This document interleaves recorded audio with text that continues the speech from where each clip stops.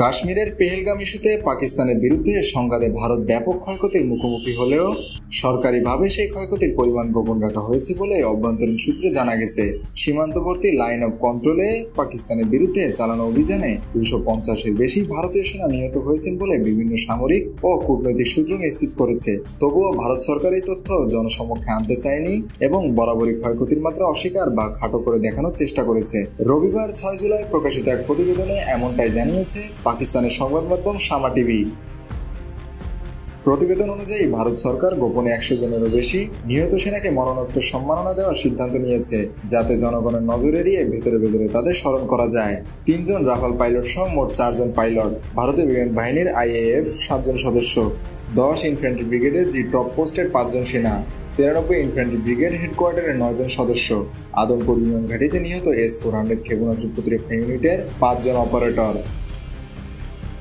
সূত্র মতে Rafale fighter জেটের ক্ষতি এবং বিভিন্ন কৌশলগত ঘাঁটি ধ্বংস হওয়া নিয়ে শুরুতে ভারত সরকার ও সেনাবাহিনী মুখ না খুললেও পরে একাধিক উচ্চপদস্থ জেনারেল ও কূটনৈতিক কর্মকর্তারা এ তথ্য স্বীকার করতে বাধ্য হন। এদিকে নিহত সেনাদের পরিবারের সদস্যদের ওপর সরকার চাপ সৃষ্টি করছে, যাতে তারা সামাজিক যোগাযোগ মাধ্যমে ছবি বা ব্যক্তিগত তথ্য শেয়ার না করে পুরো পরিস্থিতি যেন নিয়ন্ত্রণে থাকে। সেই চেষ্টায় তথ্য নিয়ন্ত্রণ ও প্রচারণা কৌশল অবলম্বন করছে মোদী প্রশাসন। শামা টিভি জানিয়েছে, পাঠানকোট ও উধমপুর বিমান ঘাঁটির ক্ষয়ক্ষতির তথ্য আন্তর্জাতিক ও ভারতীয় স্বাধীন মিডিয়া নিশ্চিত করলেও সরকার তা অস্বীকার করে চলেছে।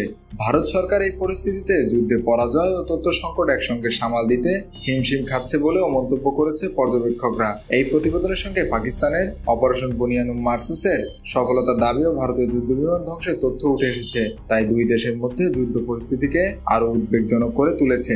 এদিকে পাকিস্তানি মিডিয়ার এই খবর আন্তর্জাতিক মিডিয়ার নজর কেড়েছে, বিশেষ করে যুদ্ধক্ষেত্রে তথ্যযুদ্ধ ও সত্য আড়াল করার প্রচেষ্টা নিয়ে ভারত সরকারের ভূমিকা নিয়ে প্রশ্ন উঠছে।